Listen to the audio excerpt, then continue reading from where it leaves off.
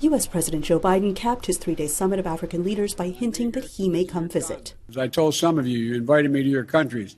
I said, be careful what you wish for, because I may show up. The poor relatives always show up. The wealthy ones never show up. The poor come and they eat your food, stay longer than they should. Well, I'm looking forward to seeing many of you in your home countries. It's a striking joke from the leader of the world's wealthiest nation, who spent much of Wednesday touting U.S. plans to deliver $55 billion in assistance to a continent struggling with food insecurity, inequality, and a painful legacy of colonialism.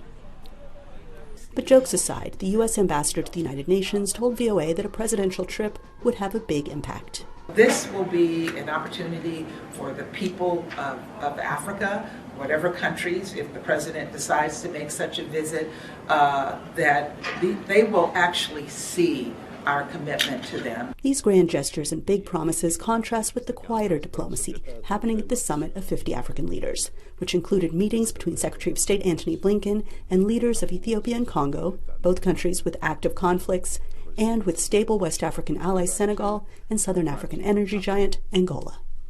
Analysts say the U.S. is trying to work with a range of African partners, regardless of their track records, on issues where they can find common ground. I think what Washington is trying to do is diversify its relationships on the continent and not make them dependent on any one leader or any one group of countries, because what we have seen is these countries remain fragile, and a strategic partner today could be engulfed in civil war tomorrow.